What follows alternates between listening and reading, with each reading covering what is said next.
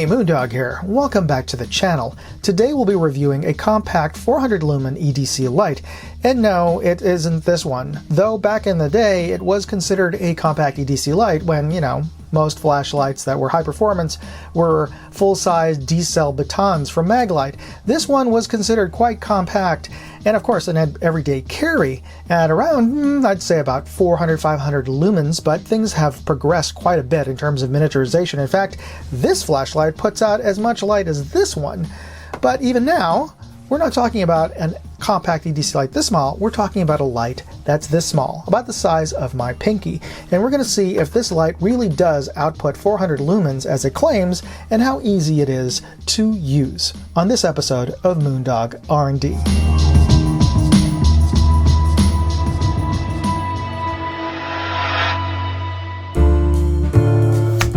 Alright, this is our V1 EDC flashlight. And as you can see, this is the packaging you get is nothing to write home about. It is fairly generic. So if you're planning on giving this as a gift, I'd probably put it in a nicer box or really nice gift wrapping, because this is not going to impress. But it does claim to output 400 lumens, which is good. A lot better than another EDC flashlight that I reviewed recently that claimed to output 900 lumens, but it was nowhere close. But we'll see if it actually does output 400 lumens as it claims.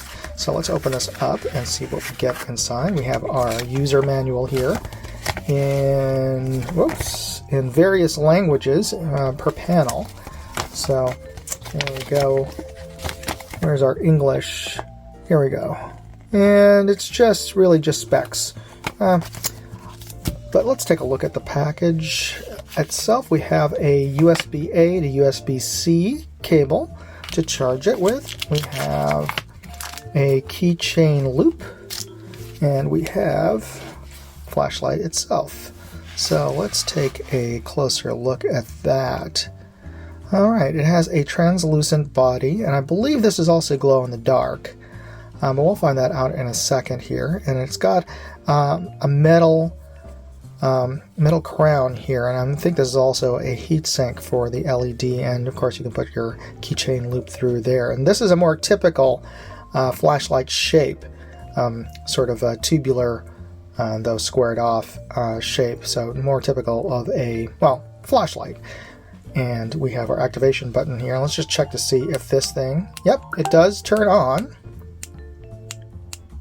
Alright, so the instructions say that you double tap to turn it on, and then you can cycle through the various brightness modes. And long press to turn off. And if you tap it 3 times, you activate the LEDs in the actual body.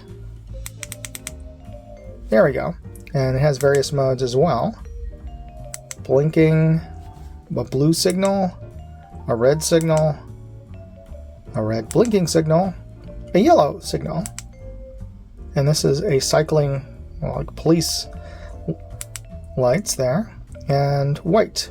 So you can use this as a lantern, tabletop lamp to read by if you need to. So that's good. That's actually a nice design feature there. But let's get it all charged up, and this is the charging port at the bottom, by the way. Just flip it open, then you put in your USB-C cable there, and you make sure that that is pushed into the plug there to keep dust as well as water out. And we're going to test its waterproof or water resistance, as well as drop test this in a bit. But first, we're going to charge it up overnight and make sure that it is fully charged before we begin our actual physical testing of this flashlight. So let's get started.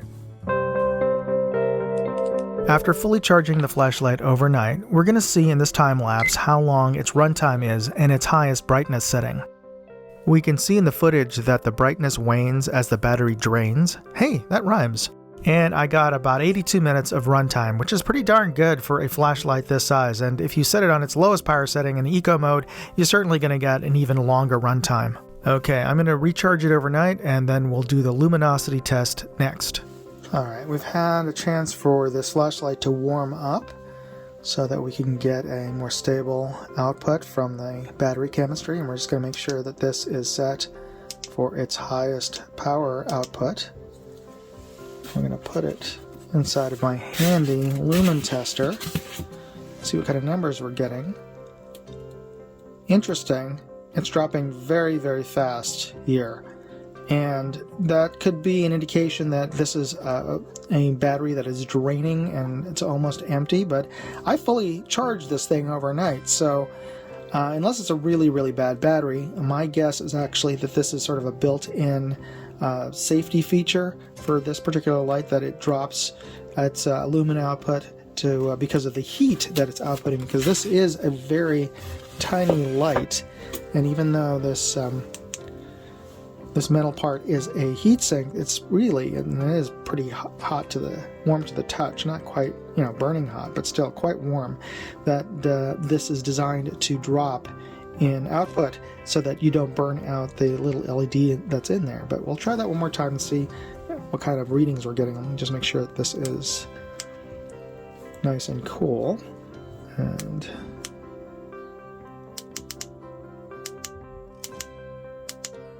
alright, that's maximum brightness. Getting about 70, at least that's what I saw from a second ago. That's 300 lumens by my conversion, because this is not a one-to-one in terms of its lux to lumen output, because this is less than 1 meter square of internal space in here. So by my calculations, that's 300 lumens. Not quite the 400 that it claims to be, but not that far. Okay, technically it was 300 lumens for a hot second, but the rest of the time it stabilized at about 80 lumens, which is kind of bright for a pen light, but unremarkable. We're going to start our indoor performance test in its lowest power setting and cycle up to its brightest. And as we can see here, it has about a 5-foot hotspot, but it's really gradual. It's really a flood pattern, and it fully illuminates the hallway. By the way, this is what it looks like when you're using it on its lantern mode. And as you can see, it is glow in the dark. Alright, we're testing this light outdoors. And this is at its brightest power setting. That tree there on the left is 15 feet away. And that wall is 50 feet away. And up the slope there, that pine tree further back is about 60 feet away, and that telephone pole is 120 feet away, but there really isn't that much illumination that's being cast by this particular light, because just the flood pattern doesn't really have that much throw. I mean, kind of, but to my eyes, this flashlight really taps out in terms of practical illumination, effective illumination, about 50 feet. Okay, we're going to do a drop impact test, and most products are tested at about 1 meter onto a floor. I'm going to drop it from about 6 feet onto dirt and rocks.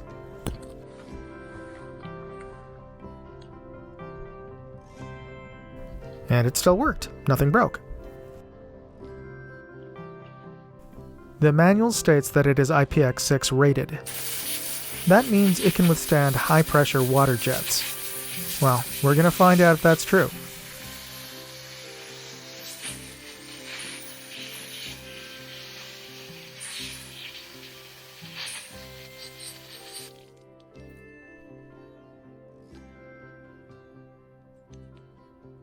And yeah, it still works. Alright, so we've had a chance to test out the Boruit, or Broit. My name is Boruit. I like you. I like sex.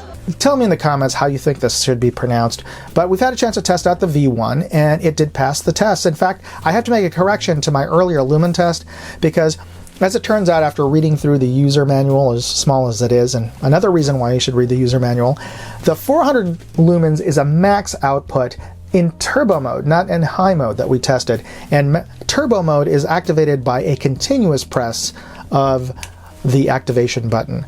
So, in a sense, it exceeded the expectations and stated specs, because high mode is supposed to be 220 lumens, and I got 300 lumens for a hot second. Now, in reality, though, its operating output is closer to 80 or even 100 lumens. But you know, every other EDC light plays those shenanigans as well, and they put out their maximum brightness rather than their operating brightness. So in a sense, it's par for the course. Just something you should be aware of.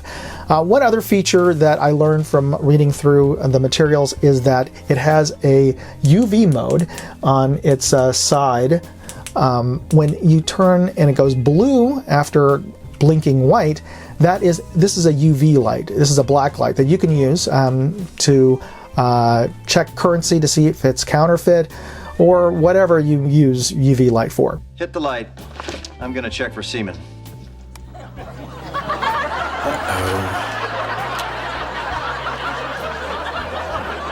My God. It's like a Jackson Pollock painting. Still, a very handy feature to have and a very inexpensive flashlight. And if you're interested in picking up one of these, you can find product links in my full written review at moondogindustries.com and as well in the video description. And please use those links because it helps support this channel. And another way you can help support this channel is by simply hitting the like, subscribe, and notification bell buttons. It's absolutely free. It just takes a second. And you're letting the algorithm know that this is good content that folks like you would be interested in watching. So thanks for doing that, and thanks again for watching. Moondog, out. Hey, if you enjoyed this video, please share it on forums, Facebook, Reddit, TikTok, Instagram, Twitter, MeWe, whatever social media you're on. And if you want to see all of my videos, check out moondogindustries.com.